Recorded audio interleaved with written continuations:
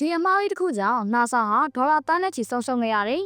။အားလုံးပဲမင်္ဂလာပါရှင်။ Interest Knowledge Facebook Page နဲ့ YouTube Channel ကနေကြိုဆိုလိုက်ပါတယ်။ကမ္ဘာပေါ်မှာအတော်ဆုံးဆိုတဲ့ပညာရှင်တွေစုနေတဲ့နေရာကိုပြပါဆိုရင်ကျမတို့အားလုံး NASA ကိုပဲပြေးမြင်ကြမှာပါ။ဒါပေမဲ့အဲ့လောက်တော်ပါတယ်ဆိုတဲ့ပညာရှင်ကြီးတွေဟာမူလာရန်ကျောင်းသားတယောက်တော့မမားတဲ့အမှားလေးတစ်ခုကြောင့်ဒေါ်လာတန်း300ကျော်တန်တဲ့ဂျိုလိုကြီးတစ်ခုကိုအာကာသထဲမှာအလဟတဖျက်ဆီးပစ်လိုက်မိရဆိုတာသိသိပါသလား။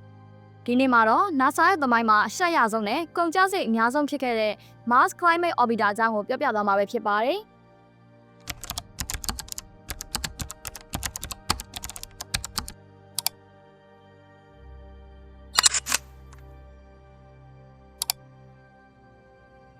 1990ပြည့်လွန်နှစ်တွေဟာ NASA အတွက်အင်္ဂါဂြိုလ်ကိုစူးစမ်းဖို့အားကျိုးမှန်တဲ့စူးစမ်းနေတဲ့အချိန်ကာလဖြစ်ပါတယ်။1998ခုနှစ်ဒီဇင်ဘာလ17ရက်နေ့မှာတော့ NASA ကနေအင်္ဂါဂြိုလ်ရာသီဥတုကိုလေ့လာဖို့ Mars Climate Orbiter လို့ခေါ်တဲ့ဂြိုလ်တုကြီးကိုလွှတ်တင်နိုင်ခဲ့ပါတယ်။ဒီဂြိုလ်တုကအင်္ဂါဂြိုလ်ရဲ့လေထုထဲမှာရှိနေတဲ့ရေငွေ့တွေကာဗွန်ဒိုင်အောက်ဆိုက်တွေနဲ့ရာသီဥတုအပြောင်းအလဲတွေကိုတိုင်းတာဖို့ရည်ရွယ်ထားတာဖြစ်ပါတယ်။ဒီစီမံကိန်းအတွက်အချိန်ကြီးအများကြီးပေးခဲ့ရသလိုအသုံးပြုခဲ့တဲ့နည်းပညာတွေကလည်းအဲ့ဒီကအကောင်းဆုံးတွေပါ။6လကြာအောင်အာကာသထဲမှာခီးနေပြီးတဲ့နောက်1999ခုနှစ်စက်တင်ဘာလ23ရက်နေ့မှာတော့ဂျိုရုဟာအင်္ဂါဂြိုလ်ဂျိုဘက်လန်နဲ့ကိုစတင်ဝင်ရောက်ဖို့အသင့်ဖြစ်နေခဲ့ပါတယ်။တကယ်တော့ဂျိုရုကအင်္ဂါဂြိုလ်နားမရောက်ခင်လအနှံငယ်ကလေးကလက္ခဏာအချို့ပြနေခဲ့ပါတယ်။အင်ဂျင်နီယာတွေဟာဂျိုရုရဲ့လမ်းကြောင်းကိုတွက်ချက်တဲ့အခါသူတို့မှန်းထားတာထက်နည်းနည်းလေးလွဲချော်နေတာကိုသတိထားမိကြပါတယ်။ဒါပေမဲ့အဲ့ဒီလွဲချော်မှုကအရန်သွင်းငယ်လို့ထင်ရတဲ့အတွက်သူတို့ကတိတ်ပြီးတော့အရေးတယူမလုပ်ခဲ့ကြပါဘူး။ဂျိုရုမှာပါတဲ့ navigation software ကအလိုလျောက်ပြန်ပြင်မိလိမ့်မယ်လို့ပဲယုံကြည်ခဲ့ကြတာပါ။ဒါဟာပထမဆုံးပေါ်ဆမှုဖြစ်လာခဲ့ပါတယ်။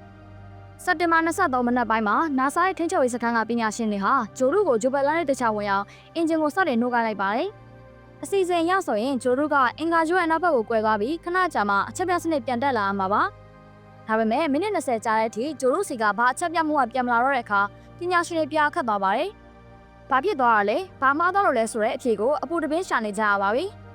သူတို့နောက်ကွယ်မှာဖြစ်သွားတာကဂျိုရုဟာအင်္ဂါဂြိုလ်ရဲ့လေထုတွေကိုသူတို့သတ်မှတ်ထားတဲ့အများကြီးပိုနှက်တဲ့နေရာထိထိုးဆင်းသွားခဲ့တာပဲဖြစ်ပါတယ်။သတ်မှတ်ထားတဲ့အမြင့်က140ကီလိုမီတာဆိုပေမဲ့ဂျိုရုက50ကီလိုမီတာပဲရှိတော့တဲ့အထိအနည်းဆုံးနေရာကိုရောက်သွားပြီးလေထုပုတ်တိုင်းမှုကြောင့်မီးလောင်ပျက်စီးသွားတာဒါမှမဟုတ်အာကာသထဲကိုလွင့်ထွက်သွားပါပြီ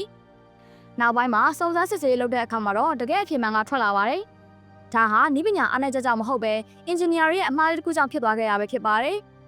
ဒီစီမံကိန်းမှာအဖွဲ့နှစ်ဖွဲ့အဓိကပါဝင်ပါတယ်။တစ်ဖွဲ့ကဂျိုရုကိုတိစောက်တဲ့ Lockheed Martin ဖွဲ့ဖြစ်ပြီးနောက်တစ်ဖွဲ့ကတော့ဂျိုရုကိုထိန်းချုပ်တဲ့ NASA အဖွဲ့ပါ။ Lockheed Martin ကဂျိုရုရဲ့တိုးအားကိုတွက်ချက်တဲ့အခါအမေရိကန်မှာသုံးလက်ရှိတဲ့ English System PAS ကိုသုံးပြီး software ရေးခဲ့ပါတယ်။ဒါပေမဲ့ NASA အဖွဲ့ကတော့သိပ္ပံလောကမှာအသုံးများတဲ့ metric system Newton ကိုသုံးပြီးချက်လက်တွေကိုဖတ်ခဲ့ပါတယ်။ဆိုလိုတာကတစ်ဖက်က100လို့ပို့လိုက်ရင်အဲ့ဒါက100ပေါင်လို့ဆိုလိုတာပါ။ဒါပေမဲ့ NASA ဘက်ကတော့ဒါကို100 Newton လို့ထင်ပြီးတွက်ချက်လိုက်တာပါ။တပေါင်းဟာ4.45 Newton နဲ့ညီမျှတဲ့အတွက်တွက်ချက်မှုဟာ40ကျော်လောက်ကွာဟသွားပါတော့တယ်။ဒီလို unit မောက်တက်မှုတွေတစ်ခုကြောင့်ဒေါ်လာ329တန်းတန်တဲ့ဂျိုလိုကြီးဟာအင်္ဂါဂြိုလ်ပေါ်မှာအမှုန်မွားဖြစ်သွားခဲ့ရပါတယ်။ NASA ရဲ့စီမံကိန်းကောင်းဆောင်တွန်ဂါဗင်ကတော့